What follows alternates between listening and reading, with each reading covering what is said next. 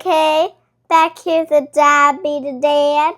Okay, back here again with the Diabetic Dad. Today we're going to be making some beef and mushroom barley soup. Easy crock-pot recipe, Polar Vortex approved. Middle of February here in Pittsburgh. It's cold outside. We're getting some snow, we're getting some ice, some sleet, some rain. Who knows what's going to happen here. We're going to be warm inside this house. We'll be warm inside our bodies because this is comfort food at its best, right? This is a healthier version, maybe than what you might be used to. There's no potatoes in here. Vegetable sources, we're gonna have some celery, we're gonna have some carrots, we're gonna have some onion, a little bit of garlic in there for some aromatics. We've got a pound of some certified Angus stewing beef. We've got 8 ounces of some sliced mushrooms. The recipe calls for unsalted beef stock. Only has 110 milligrams of sodium per serving, so it's gonna be lower sodium, obviously. We're gonna mince up some garlics. We're gonna throw in some thyme. We've got some Italian barley here. Order of operations is gonna be really important here, right? The recipe actually calls for a instant pot. I don't have an instant pot. We do have a slow cooker though. It works in a slow cooker just fine. If you guessed it, Lori Zanini's Diabetes Cookbook and Meal Plan for the Newly Diagnosed. I do actually have a couple of other cookbooks I'm going to be using here soon. One my mother-in-law got me for Christmas. She'll be happy to see that, I'm sure. We're going back to fiber fueled. I've got a couple online recipes. Lori's book here, though, it's just chock full of good stuff. Like I said, order of operations. Number one, we're going to brown the meat. After we brown the meat, we're going to get the mushrooms in the same pan to get them a little bit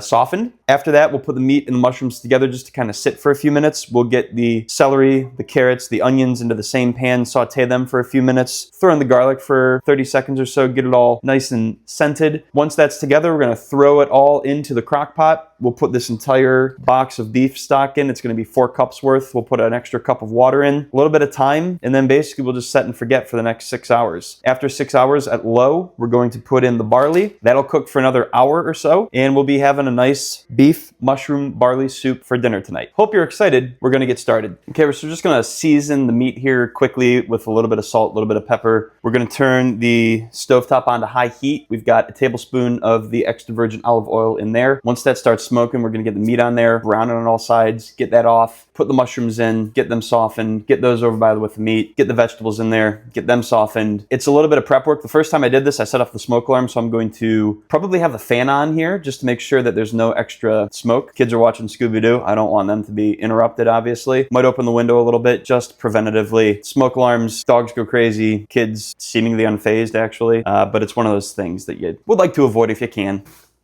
All right, so meat's going on the stove. This is gonna smell fantastic while this meat is cooking. It's a great scent. It's like you're making a steak. Again, all we're trying to do here is just to get it to brown on all sides. We're not trying to cook this all the way through just yet. Obviously, the smaller the meat has been chopped up, the more difficult it's going to be to get everything flipped over quickly. Hot oil is going to be jumping out at you. Got an apron that I ordered. It'd be nice if I had it on today. Okay, so our meat's browned nicely on all sides. We're going to set it in this bowl over here. We'll get the mushrooms in next. You don't want to just dump the meat in because you want to save as much of the oil as possible for the mushrooms here.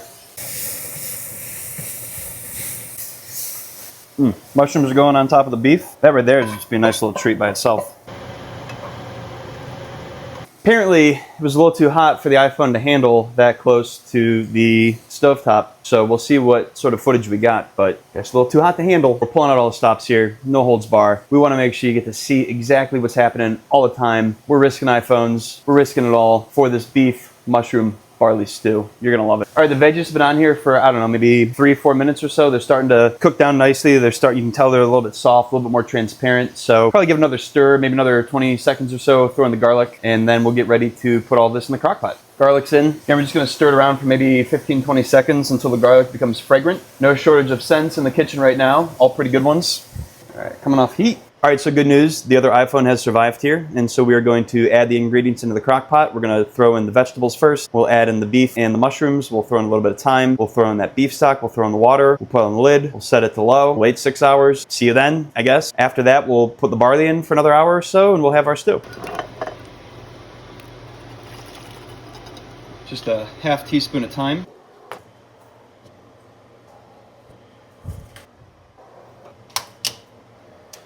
I was struggling to get this cap off of the beef stock here. It was just kind of awkward how the box was. Tell you what, my Aunt Nancy got me this tool from a wedding gift. Pretty great. Feel a little bit emasculating having to use it, but sometimes when you just can't get in there, whether it's a salsa top, a lid like we have here, just comes off. It's like a dream. Thanks, Aunt Nancy.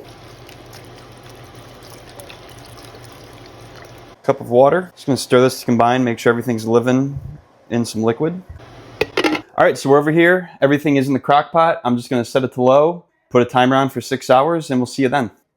Okay, just like that, 6 hours gone. We're back. We're gonna check on this soup. We're gonna open up the lid. We're gonna put in some barley. We're gonna close it back up, get it going for another hour or so. The barley I've got here is some Italian barley. The recipe calls for some pearl barley. As far as I can tell, I'm not a barley connoisseur, but pearl barley is just a little bit more refined version of this Italian barley. This is fairly, whole. Again, it's coming from Whole Foods. It's organic, so you got to believe that it is straight from the plant as much as it possibly can be, coming in a nice little package like this. So basically, we're just gonna, again, take the lid off here, half a cup of this stuff, lid back on, another hour. We'll see you then.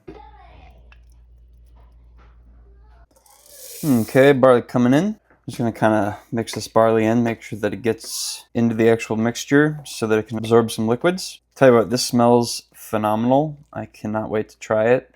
I should say I've had it before. I can't wait to eat it again. This is a really nice soup, really nice stew on a cold winter's day, such as we have here. And so I hope you enjoy it. I really like it. It's got meat, doesn't have the potatoes, it's got the onions, it's got the mushrooms. It's a good meal.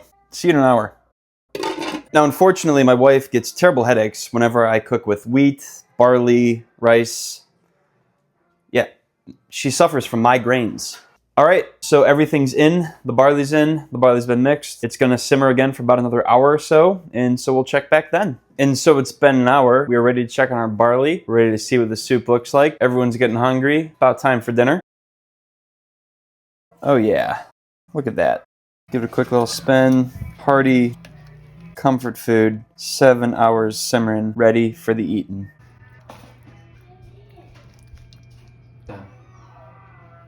Back here, the Diabetic Dad. Okay, till next time.